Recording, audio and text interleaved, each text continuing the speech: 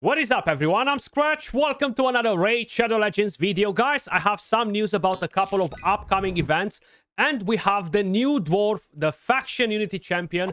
And we're gonna have a look at his kit. He actually looks really solid. I was expecting maybe to get news for the Fusion, but unfortunately, that's not here just yet. So maybe in a couple of days or so. Either way, let me start directly with the events, guys. Nothing too crazy. They're basically going to be gear events and stuff like that. So let me just quickly find them. On Wednesday, February 5th, they are planning to launch a 3x event for dropping speed gear from the Dragon Slayer. Now, the thing is, together with this, we actually have the event dungeon tournament. I'm not saying not to farm 3x speed, but personally, I'm going to give you guys my own take, the way I'm handling these events at the moment. They don't exist for me, okay? And that's basically because only the event dungeon exists for me at the moment. 3x speed, 3x savage, 2x speed, 5x savage, or whatever, they're coming pretty much every single month. Or if not every single month, every 6 weeks or so, we always have these events in game. So you're not really missing out on anything. Now, if you're a mega kraken that literally buys every single pack in the game like a filthy degenerate, then yeah, of course you're gonna do your own thing and farm whatever you want because you don't really care about how you are managing your energy, right? Now, these events will last for 48 hours if I'm not mistaken. On Saturday, or actually 72 maybe, on Saturday, February 8th, they're planning to launch a 3x event for dropping cursed set artifacts at the Ice Golem. Yeah, it's nice to have a curse set on 1 or 2 champions, but that's about it. You don't really need to have a million sets of it. You don't need to have the most OP stats on that gear either, because usually it goes on champions that are not really there to do a lot of damage or anything like that. So once you're putting your hand on a couple of decent curse sets, you don't really have to worry about the Ice Golem, to be honest. I don't really farm it. Now, I am farming these events when they have tournaments, right?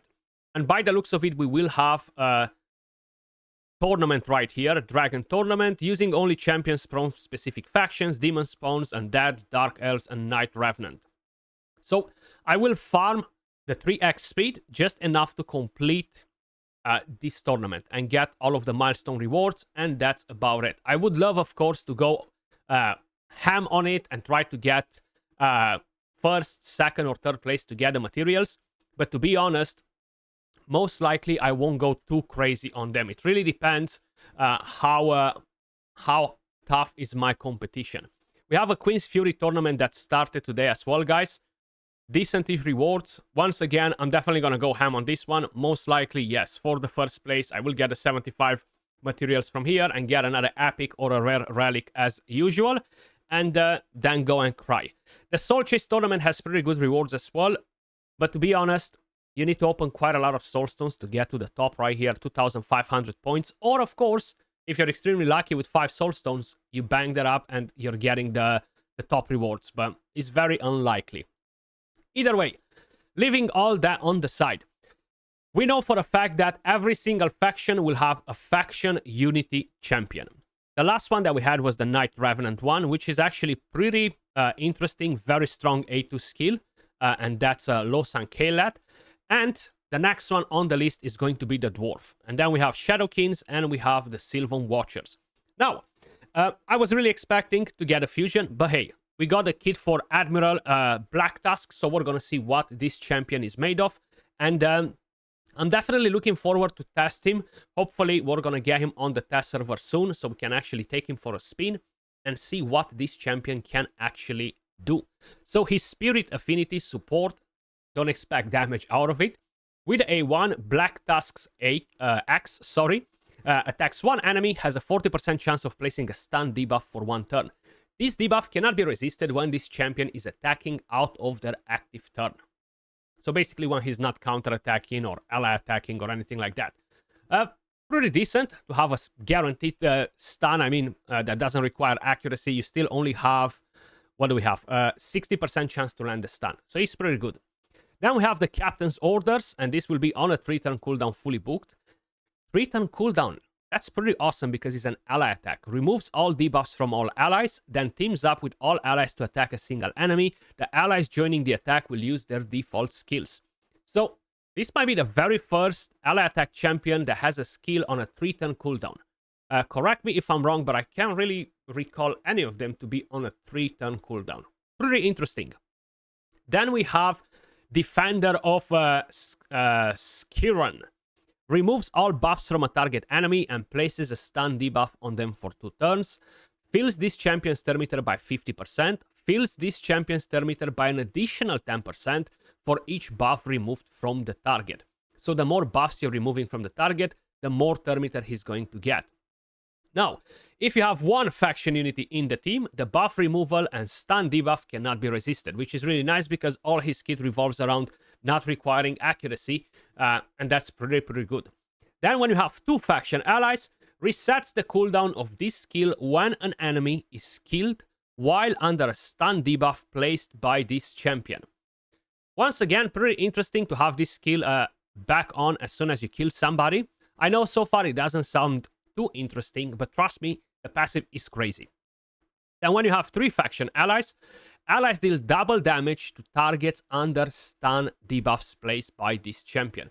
My only thing with the stuns and all this, they don't work on bosses, so we're not really gonna get to deal more damage versus bosses. So this champion can be very interesting in the siege mode, right? It might be very interesting in faction wars, especially for the future upgrade of faction wars, whatever that might be, and most likely it will be released this year at some point. So overall, pretty interesting to have the crowd control and get some extra damage. Now the passive, Uniter of Dwarfs. Allies will counterattack whenever they lose 10% or more of their max HP from a single hit. Now this is already really good, because losing 10% HP is pretty easy, to be honest, and having the ability to counterattack is massive. It's a guaranteed counterattack. It's not a chance for it. Of course, if there are multiple champions on the team with this skill, only one will activate.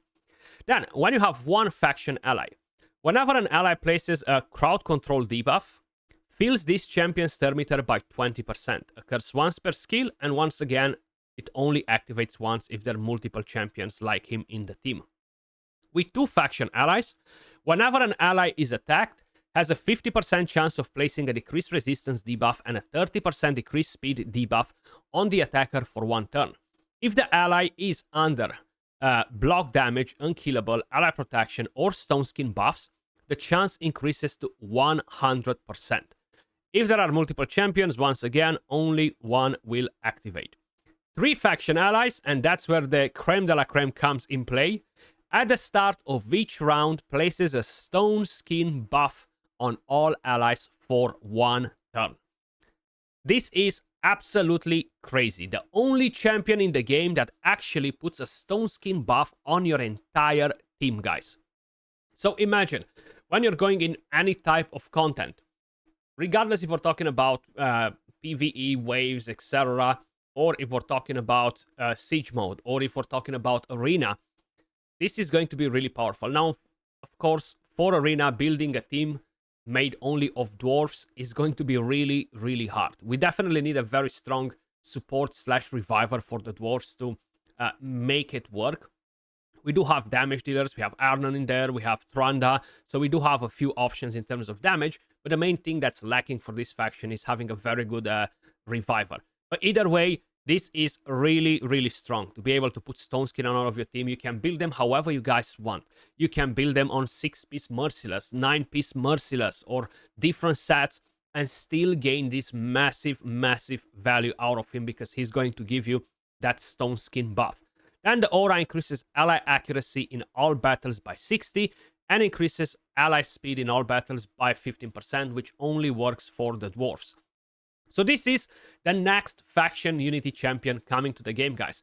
To be honest, I'm a bit surprised that they released the kit for us to kind of like showcase it, because usually we just wake up with it on the test server, and they don't really hype it up. They don't really tease these champions usually. But it seems like this time around they decided to do it. Definitely one of the the better faction unity champions, in my opinion, and that's mainly because of that passive. Really, really powerful. Let me know in the comments down below which one of the faction unity champion is your most favorite one, and which one is your most wanted. At the moment, I'm fortunate enough to have, I think, 3 of them. So I know I have Vulcanos, which is, my god, absolutely insane. I have, of course, Theox, which broke my wallet when I went for him. I have Gregor, and I feel like that might be it. Maybe I got the Ogrin Tribes as well. I feel like maybe I got another one, but I can't really... No, I haven't got him. Skinwalker? No, that's about it. I have 3 faction unity champions. Definitely pretty solid. My most wanted, though, at the moment, I'm actually in between 2 of them. So, to be honest, she is my most wanted, like, my most wanted non-void legendary in the game. She's absolutely insane for PvE content. But I would love to get the freaking undead. This was some of the... I think I had the most fun using this champion, okay? He's just absolutely amazing. He's dead, he heals your team, he deals damage, he brings damage reduction. He's just crazy. Tons and tons of fun. So these 2 are my most wanted. And then probably will be the Dwarf on the list. But that was all for the video, guys. Let me know your thoughts in the comments down below. What do you think about the new Dwarf? As usual, much love. Appreciate all of you guys watching, and I will catch you all in the next one. Peace.